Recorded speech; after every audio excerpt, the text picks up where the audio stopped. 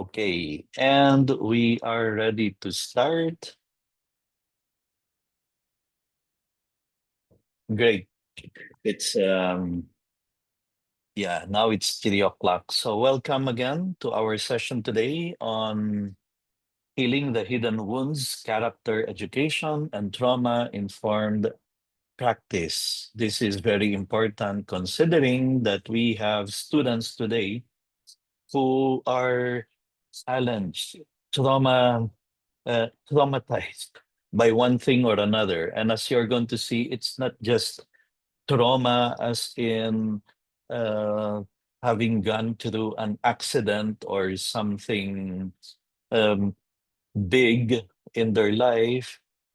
There are different types of traumas, and we may not be aware of it, but some of our students may actually be um, precisely with special needs connected to trauma. And so our objective today in this session is simply this. I want to equip you, teachers, coaches, um, with strategies, ideas, and understanding that can help us integrate trauma-informed practices with a primed character education framework that we have been covering. The 10 sessions we have really are all connected to primed, and we're going to go over again PRIMED later on.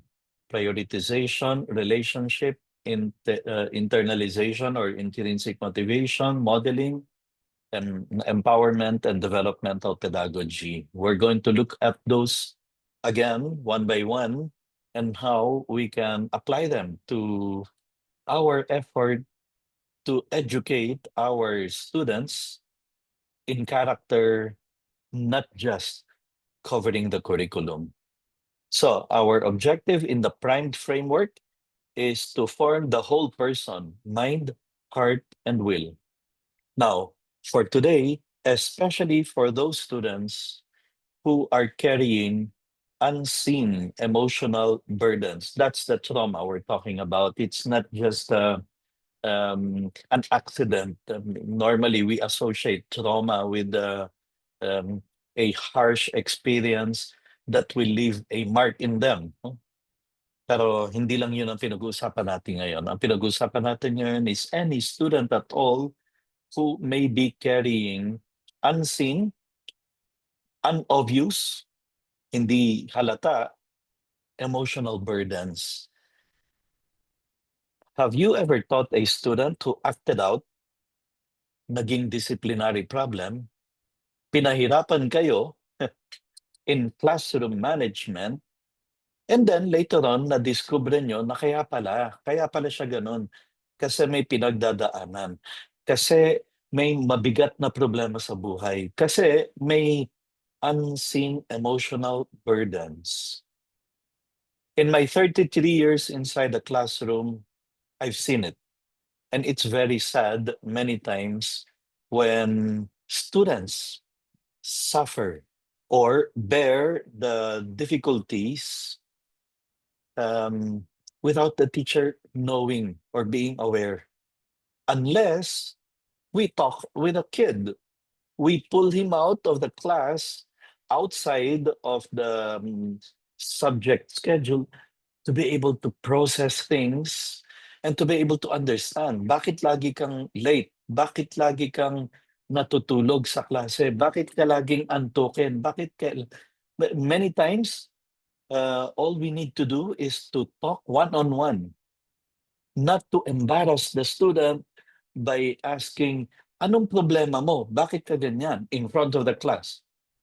And this is very sad because I know a number of teachers who do this.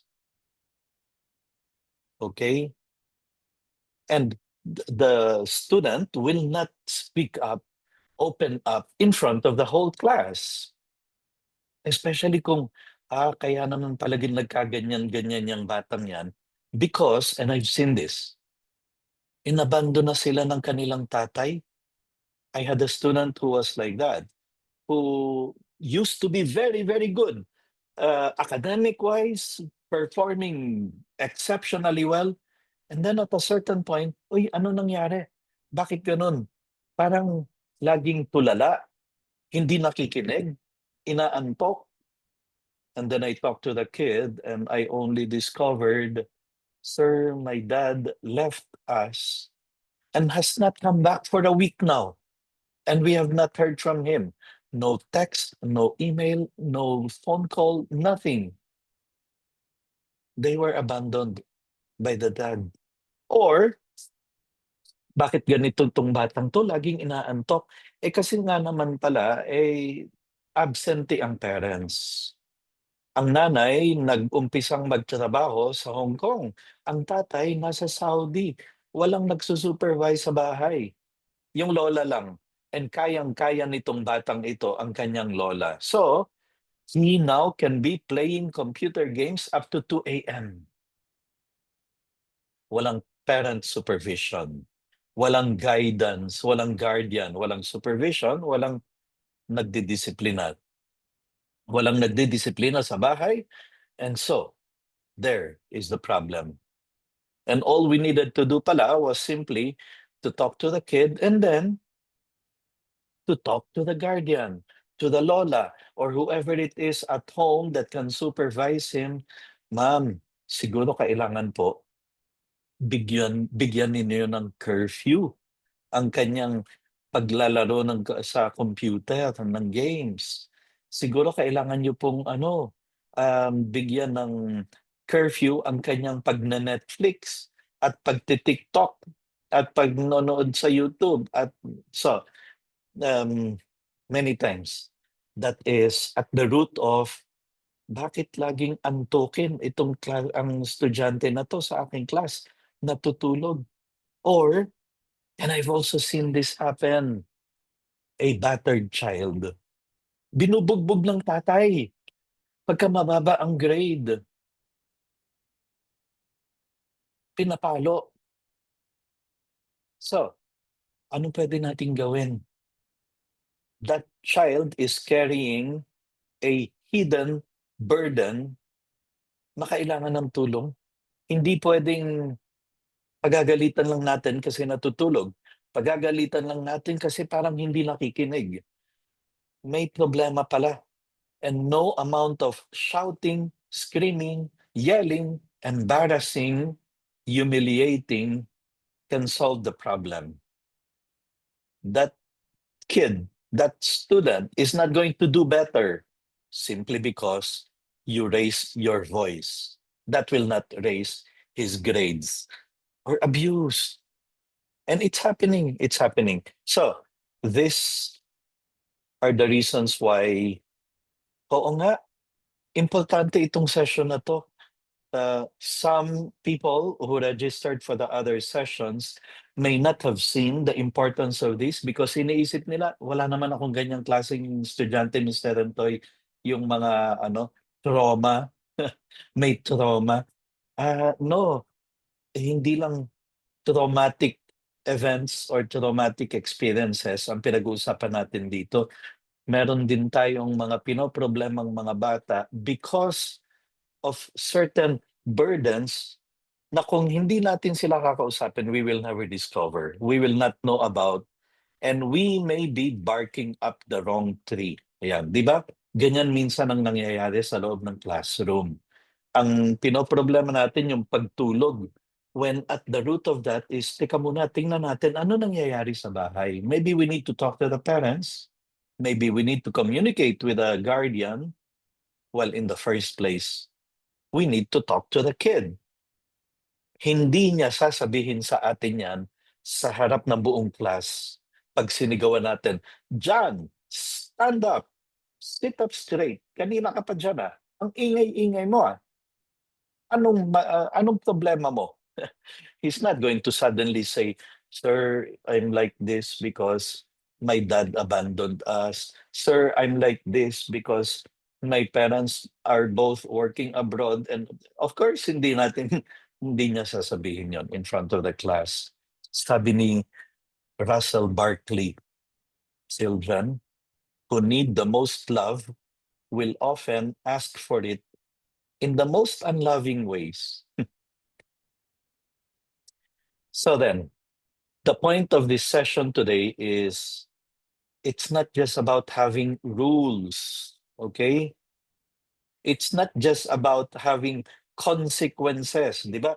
Kasi ganyan minsan yung ibang teachers. They're so obsessed with, these are my rules, you follow it or else. Yan.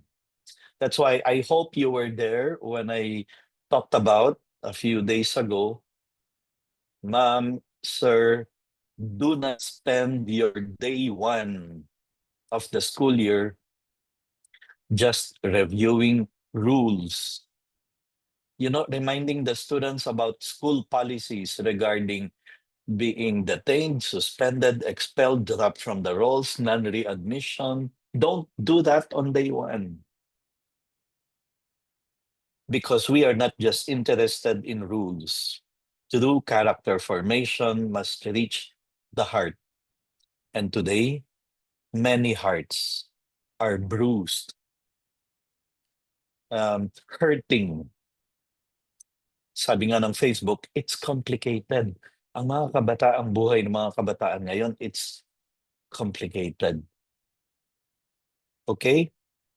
Ibig sabihin, Mr. Rentoy, are you saying bawal for a teacher to shout, scream, and yell?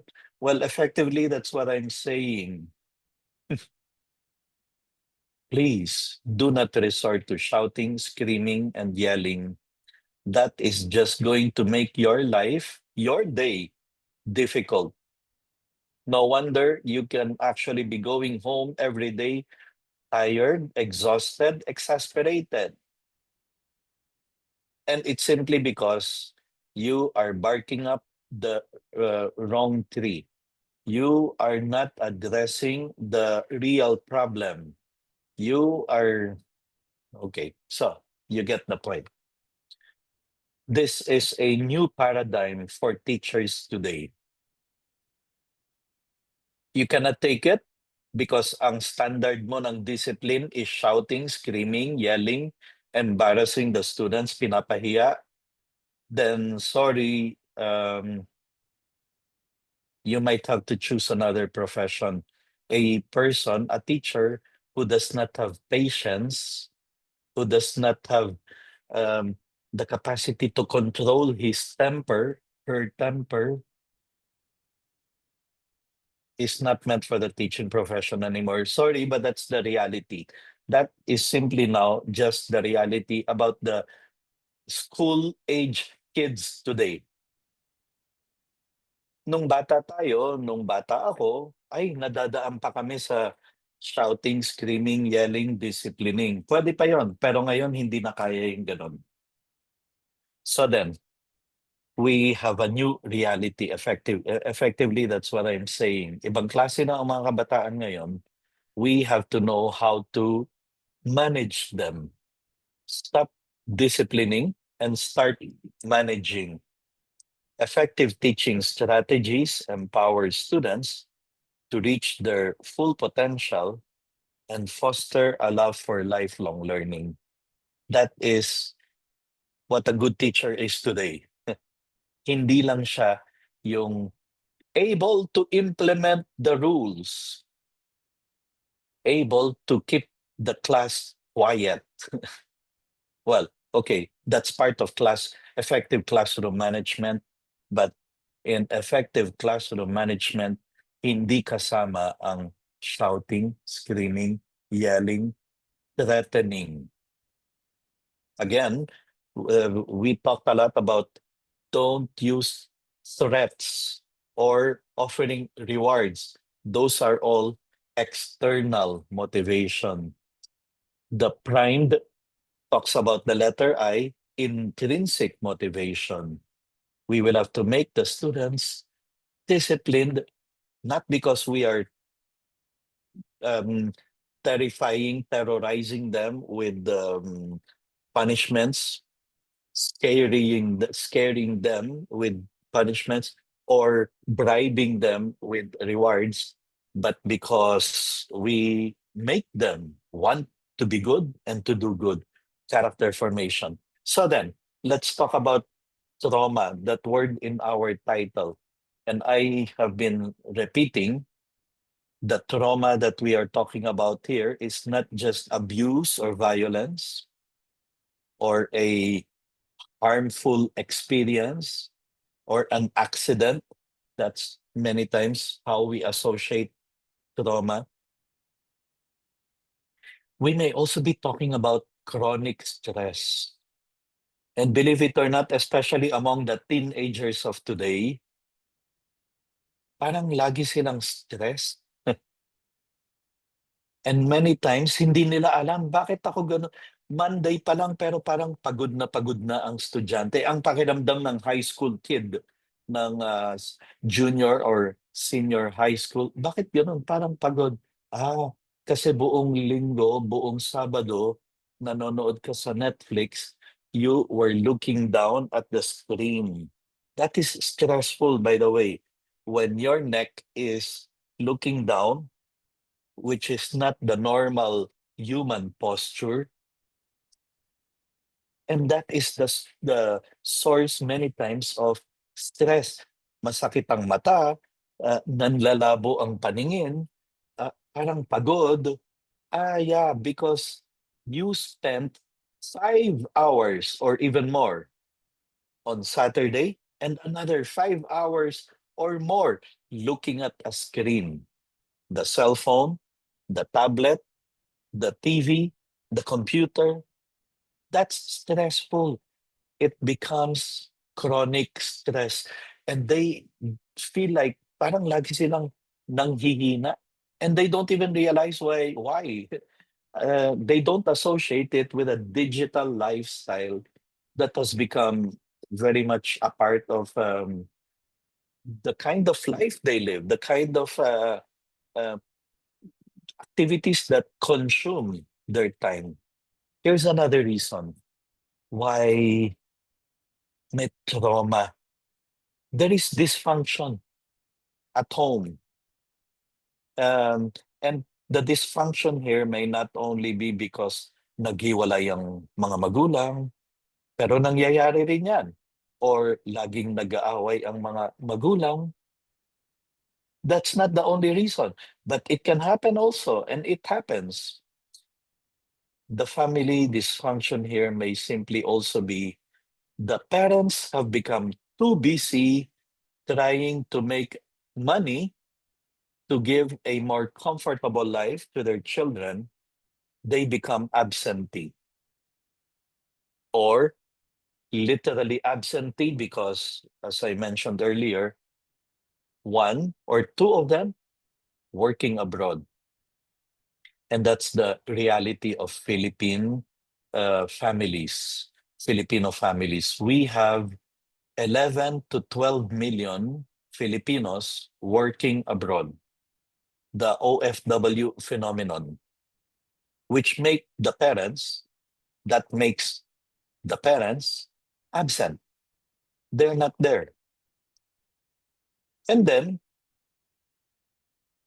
maybe not because the parents really um, wanted to neglect them, but because they cannot find work, good work job here in the Philippines, so they go for work abroad. By the way, I hope you don't get me wrong. We are not looking down on the OFWs because, as far as I know, almost all of them, if not all of them, choose that for um a better life because they want to give their families a better life.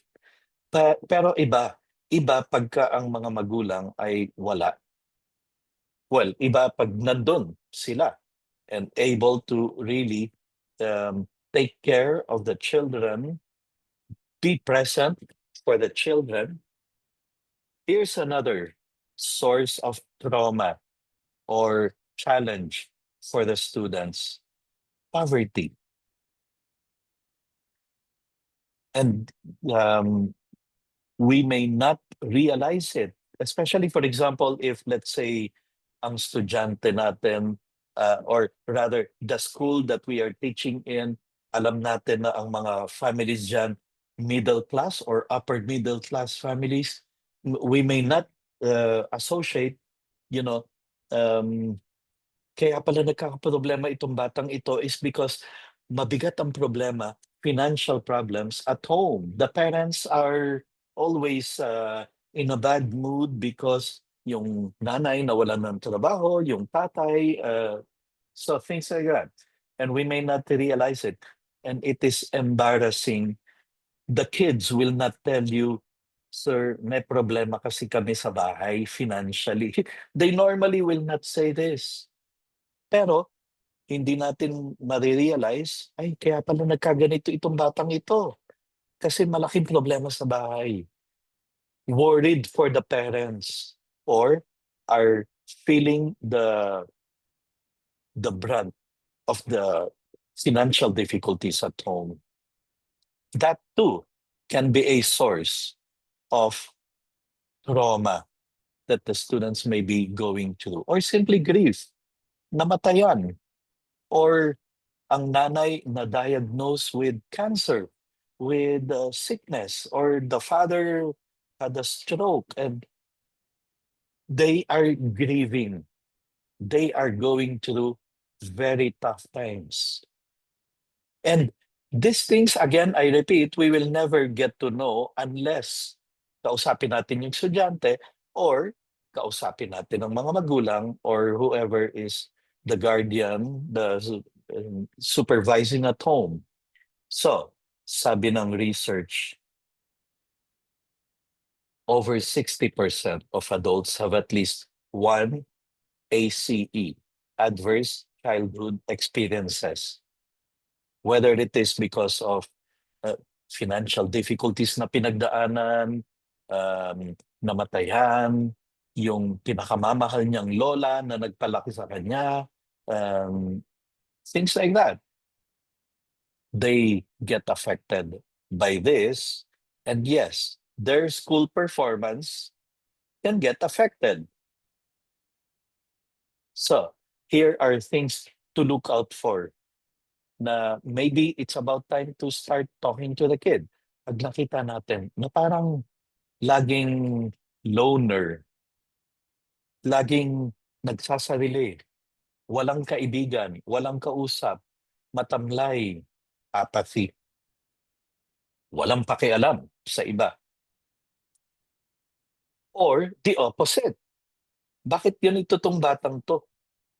Napaka-hyper, napaka very uptight. Yung bang konting pagkakamali ng classmate will start being aggressive, acting out.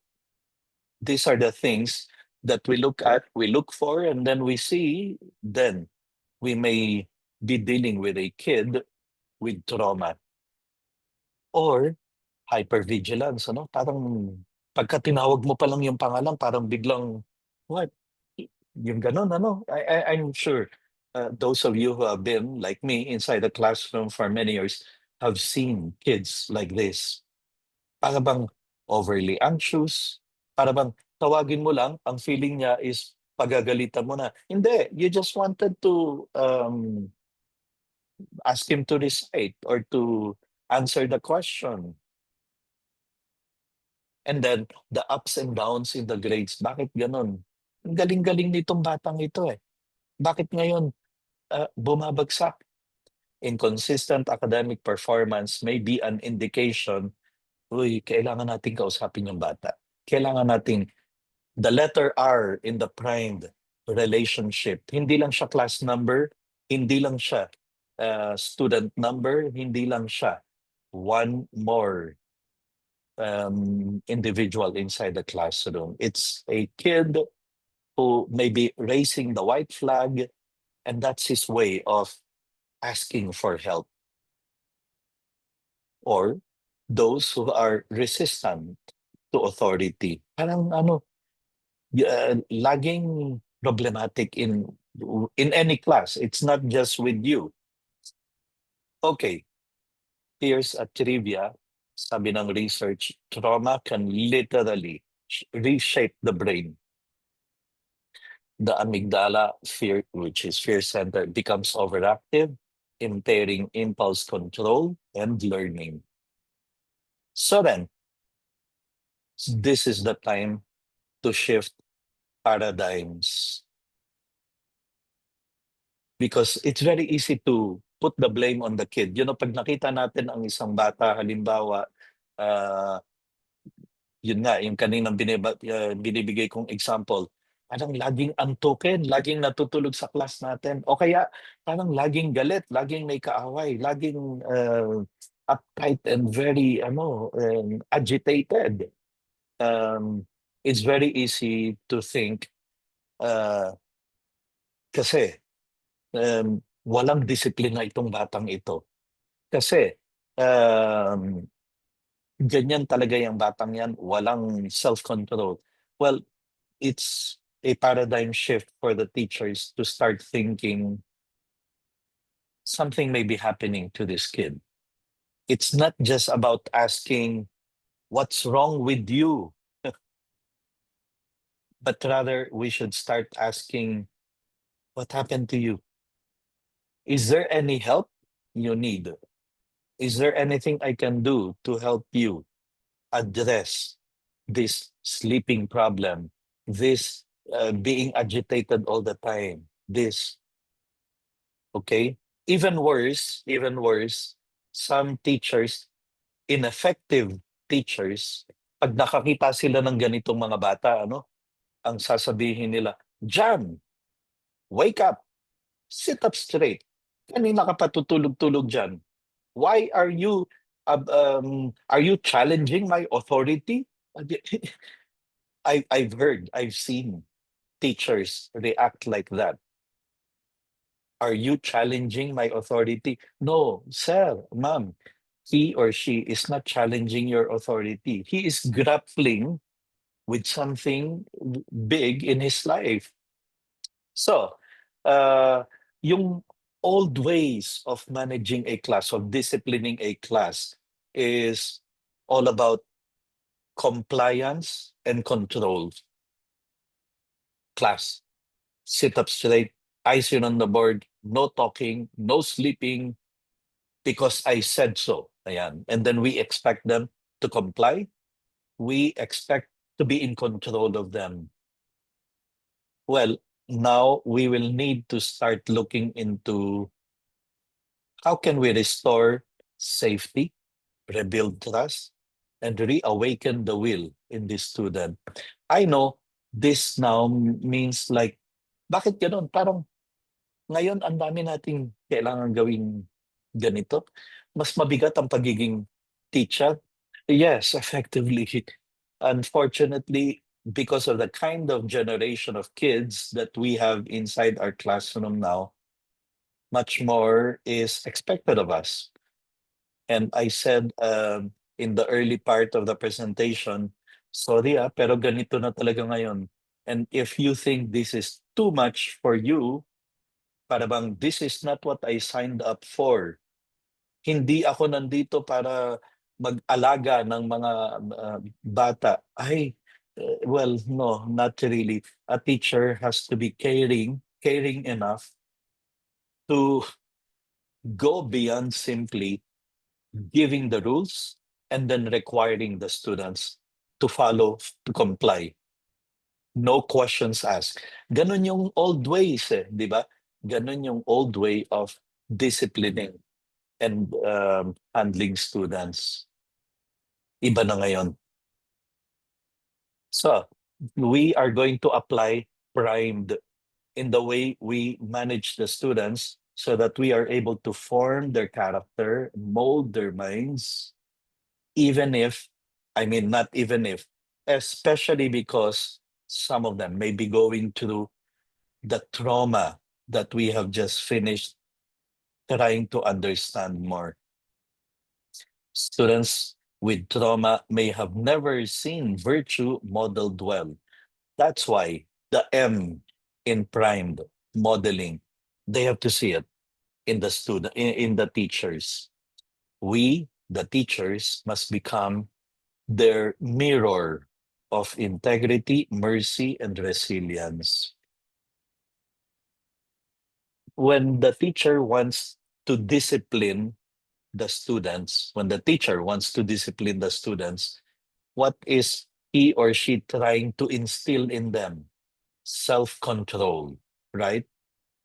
Pero if the teacher resorts to shouting, screaming, yelling, or papahiyain yung bata, using foul language, bad words, profanity, then that's the complete opposite of what we are supposed to develop in them, self-control. Because students can say, kung si ma'am nga walang self-control, nagmumura, naninigaw, nananakit, we have to be the model of integrity, mercy, resilience, and the very virtue we want to instill in them, self-control. Kakayanin natin. So then, we can do it. Let's overlay Marvin Berkowitz's primed pillars with trauma-informed strategies. And then we're going to go through some strategies. Okay, remember, primed, letter P is prioritization of character formation. Our main objective is not just to cover the curriculum, it's not just to teach a subject. What we want to prioritize is to form the character of our students.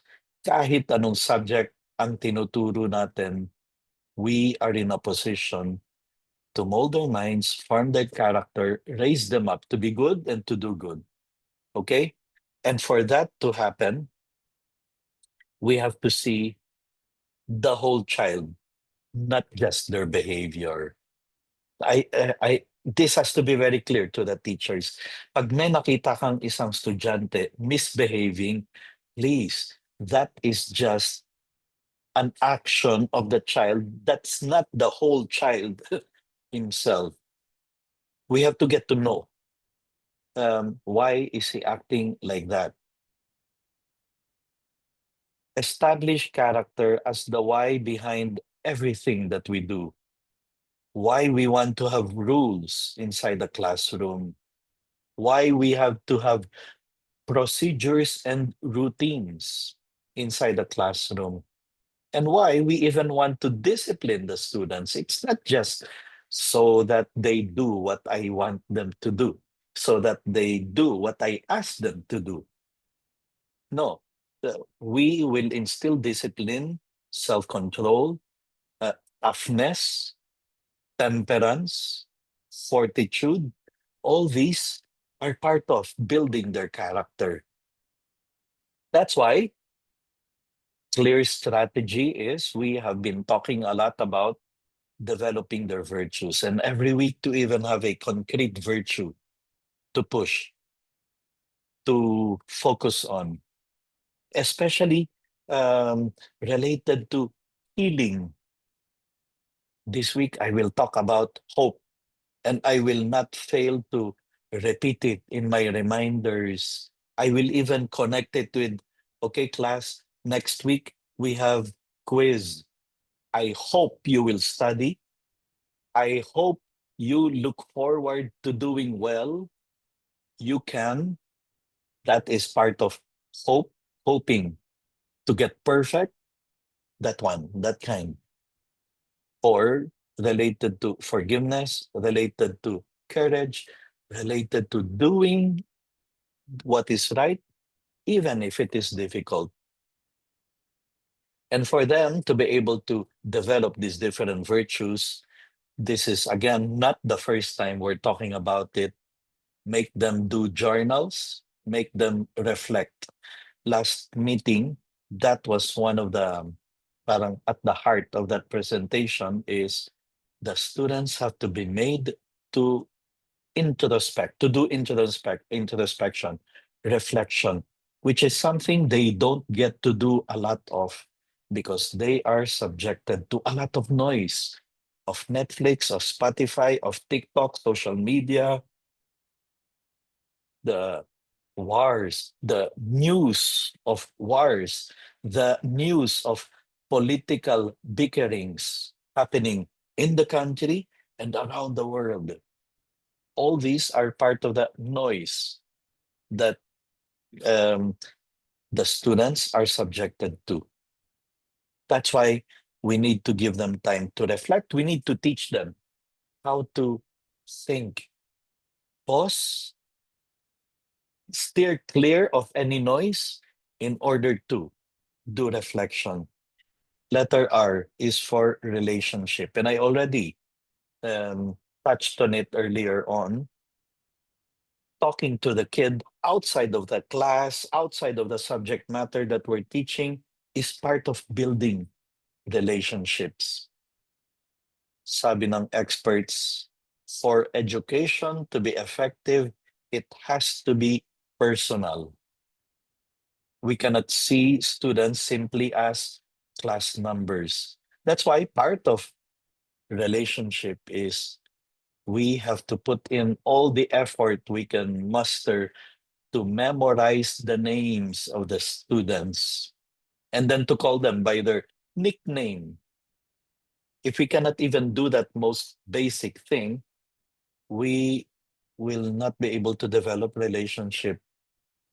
Connection before correction. Before you um, get angry at that student for doing something, being aggressive, answering back even. Kasi ganun many times ang teacher, ano, ang iniisip na kagad, disrespect, challenging my authority. And the only way to respond to it is to get angry, to get mad, to raise our voice. Teka muna, connect first. Try to find out first why. Safety and healing begin with trust. Traumatized students don't need perfect teachers. They need present, predictable, caring adults. And for many of them, this is precisely what they lack at home. That's why hinahanap nila yon, and that's their way of saying, I need attention. I need you to be present in my life. Talk to me. Care about me. Because I don't see it at home. I don't see it anywhere. So, ang hirap pala maging teacher? Yes. Especially nowadays. Especially given the kind of generation of kids we have inside our classroom these days. And if they don't get it at home, they don't get it from the teachers, they end up being depressed, even suicidal. It's very sad. But that is what we're grappling with now among these young people today. That's why you hear a lot about teen depression and teen suicide. It's a sad thing. It's a very tough thing. It's a challenging thing. But that's the reality. So, strategies. It may be difficult, but it can be done to greet every student by name. That's the strategy of Dr. Hal Urban, one of the many strategies he gives in 20 Things Good Teachers Do. Lessons from the Classroom. That's a best-selling book that he wrote. And number 2 strategy is that one, to greet students at the door. He would even shake the hand of every single one of them. Mr. Rentoy, ang dami kong estudyante sa class. That's a lot of time wasted. Well, it's not actually wasted, but if you want to um, shorten the time spent for this, make eye contact with everyone at least once in the whole period that you are with them. Okay.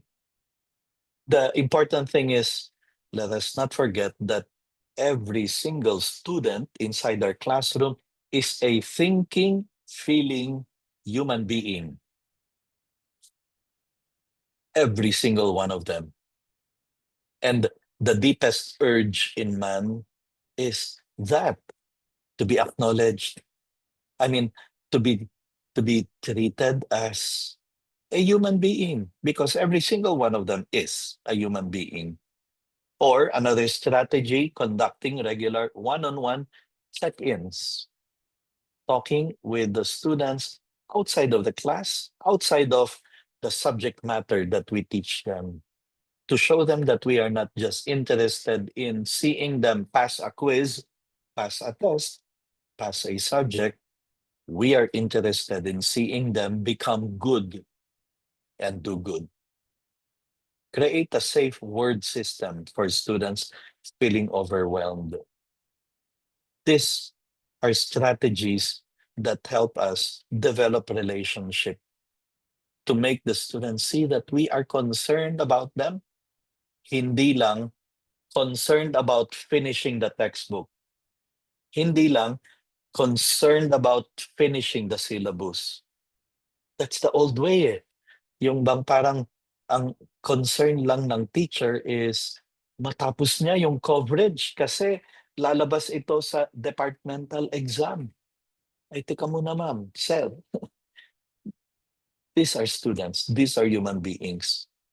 We need to have relationship with them, and they will correspond if we start seeing them as human being who comes inside our classroom with many complicated concerns outside of math, science, English. In fact, from my experience, students come to our school not thinking about ano kaya ang subject na pag-aaralan namin ngayon sa math. Is it factoring now? Is it ano kaya ang lesson plan namin? No, they're not concerned about that. Some of them are concerned about ano na kaya ang mangyayari sa mundo with the wars going on in different places. Ano na kaya ang mangyayari sa Pilipinas with the impeachment and the Senate senators na na-elect. Ano na kaya ang mangyayari? I mean, the concerns they have are outside many times of the subject matter, of the syllabus, of the curriculum. Number three, primed letter I is intrinsic motivation. And we've already covered part of this earlier on. Don't use threats, don't use rewards. Develop in them that desire to do good and be good, not because you're going to punish them, not because you're going to reward them, but because you make them see that it is the right thing to do. Trauma often erodes a child's sense of agency. So, what we need to do is to restore dignity by empowering them to make choices and understand why they should choose what is right, why they should make good choices. That's intrinsic motivation as regards trauma suffering kids. So, some sort of strategies we can use. Use restorative justice.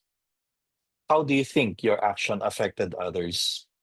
You did not do well in the quiz. You did not study hard. How do you think that affects your parents? How do you think they will feel if they find out that you are doing poorly in school? To make them start seeing consequences of their actions, that whatever they do affects others, and therefore they themselves will have to make the conclusion, I have to study hard. Not because I'm going to be punished, not because I'm offered a reward, but because I have to be considerate of my parents, of their sacrifices, dahil sila ang nagbabayad ng tuition ko. I have to think about my own good. If I don't do well, I will not be able to make it to my top choice of university later on. Kasi titingnan nila ang grades ko. I'm going to study hard again, not because I am being punished, I am offered a reward, but because I have to do it for my own, for myself. Build routines where students reflect on the good that they did that day. That's a good way of developing intrinsic motivation. You know, the examination of conscience. At hindi lang yan ginagawa para sa kasalanan. It can also be done for, at the end of every day, make the students reflect what good did they do today? What bad did they do today? What can they improve on the next day? What good did I do? Uy, nakinig ako sa class, uh, tinapos ko yung assignment ko, I worked very hard, and I was honest, upright. What bad did I do today? Hindi ako nakinig dito sa subject na to, nakatulog ako sa subject na yon. I copied from my classmate. What can I improve on? So, you see, um, making them reflect can help them develop. Dapat bukas mas pagbubutihan ko. Dapat bukas gagawin ko ng tama. Ang aking dapat gawin sa loob ng classroom, again, hindi because may punishment, hindi dahil may reward, but because I just want to be better every day, to improve and become better and better every single day. Letter M, let's go to modeling. Somehow we also touched on it a bit earlier on. Here's what we need to understand. The students are watching us. The way we react to situations, the way we carry ourselves, the way we um, express our frustration. Nakikita nila yan. And that becomes their model. And they tend to imitate what they see in the adults, especially the wounded child who does not have the role model at home, does not see role modeling elsewhere. We may be the last standing model. We may be like the last level of defense as far as character is concerned for these kids. Therefore, from our example, the students should learn what it means to be calm, to be merciful, to be virtuous, and to have hope, especially when there are challenges. Here's a good strategy. When a student triggers you, answered back, natutulog, ilang beses mo nang pinagsabihan, stop talking, don't get angry. Think instead, what does this child need to see in me right now? And then we choose well our reaction. That is modeling. Number 5, empowerment in the primed. So let's repeat. Prioritization, relationship, internalization or intrinsic motivation, modeling. Now we're in the letter E, empowerment. The victims of trauma feel powerless. And that's why empowerment begins when we involve them, when we empower them, when we enable them to be able to create the classroom culture, the climate, the environment. We give them the power to make choices related to their actions.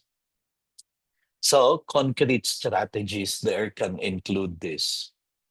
Make them lead morning prayer or do gratitude exercises. You know, the gratitude exercise of, okay, class, um, just 2 minutes. Let us think about what we are grateful for. And if you want, you can share with the class what you are grateful for. Just 2 minutes. In the beginning, maybe they will not find it easy to open up or to share. But as they do this on a regular basis, as you give them more and more examples of things to be grateful for, small ones to big ones, eventually they learn and they start sharing as well. Me, I'm grateful that I was able to get a jeepney ride easily this morning. I'm very happy for that. Me, I'm very grateful because my parents prepared for me a nice lunch in the lunch box. Me, I'm very grateful to see positive things, so that they don't get overwhelmed by the negative things, because traumatized children, children with traumas, tend to see only the negative things.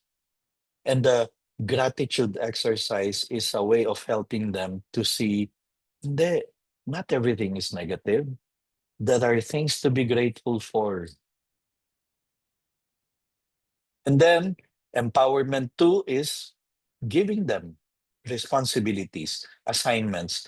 And this is a standard thing. Class advisors, especially, are the ones in the best position to make this happen, to make sure that everyone has a job assignment.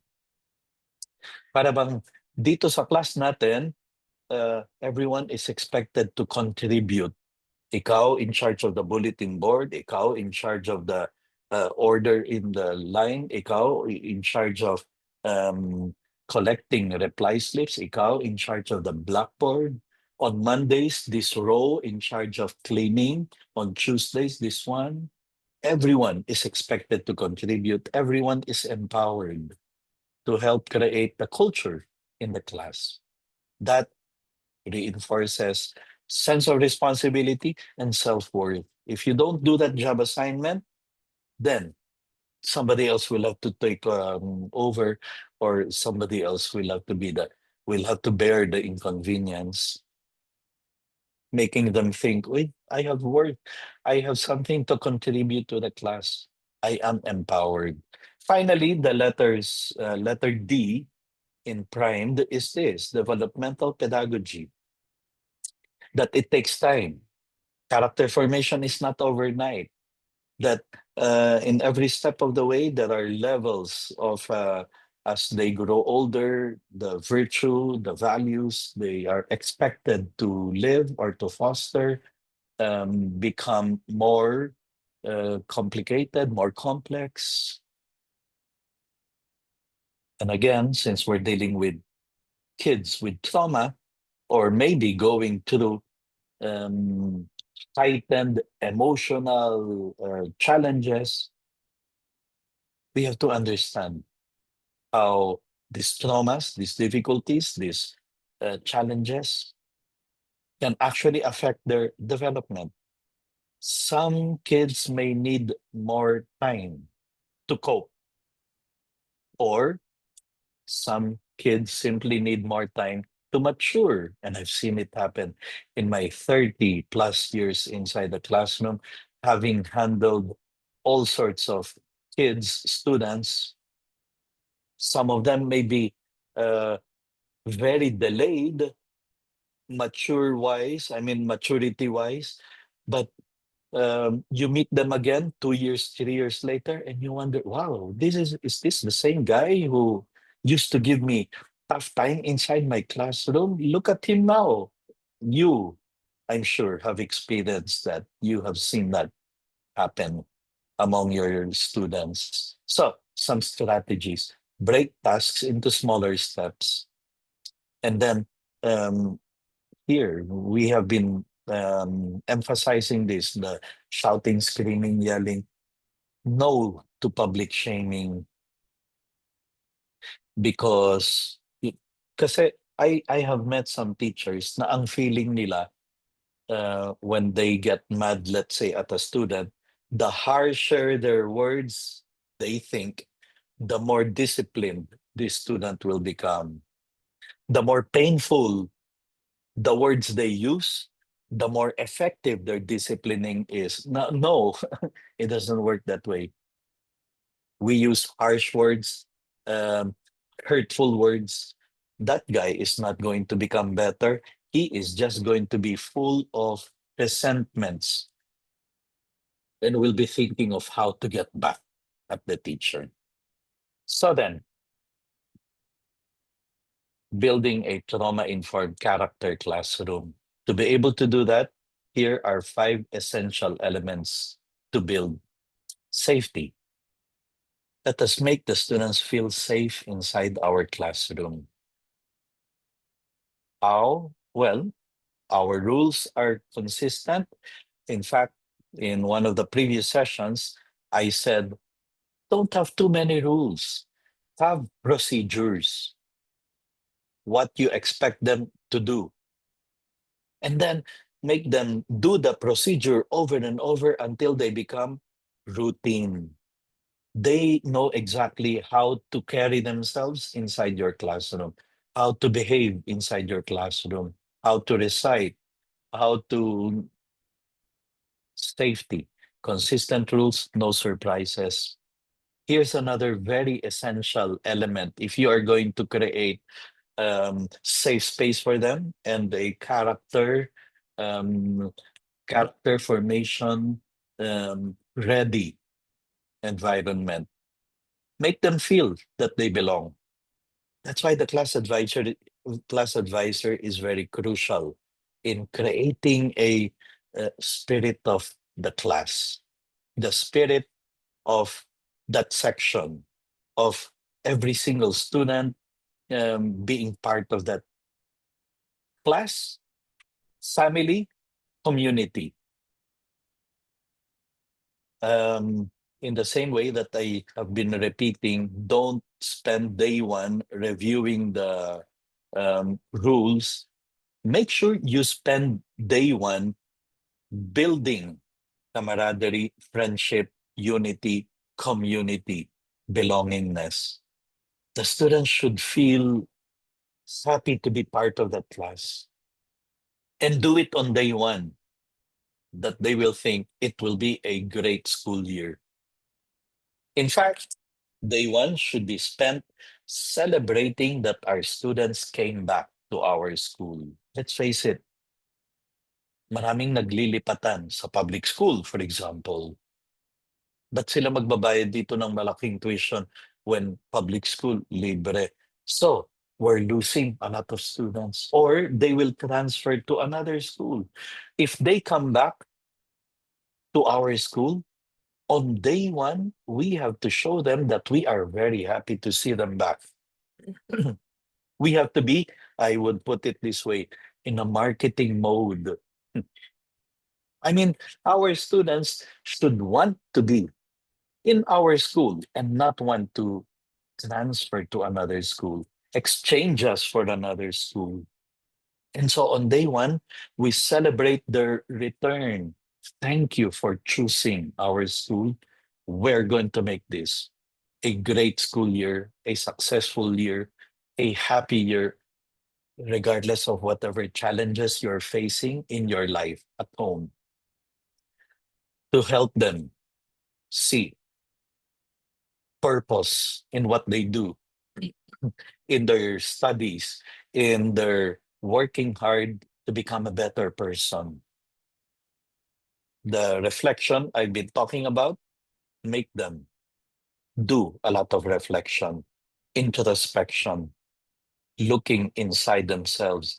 Remember, these are 5 essential elements for us to be able to create a good environment, a good um, place for them to thrive, even if they may have traumas in their life. And then restoration, that they are going to have another chance, regardless of how they may have been last year, regardless of how things may have been at home. Here, you are given a fresh chance, a fresh start. You are going to create your own destiny. No judgment, no you and I are going to work together to make this a successful year. Okay, final reflection I want you to do, as we have to ask the students to do reflection, we too have to be doing our own reflection. Not all teachers are counselors. And when I talked about this trauma, students with traumas, I am not saying we will have to become counselors, because not all are counselors. But yes, all of us can be an instrument of healing through virtue, through character formation, through teaching our students not just a subject, but helping them to become man or woman of character, doing good, being good. We are always, I'm sure you always read this quotation in social media these days. Be careful, because everyone is might be going through a unique battle. Okay, I'm going to stop recording for now.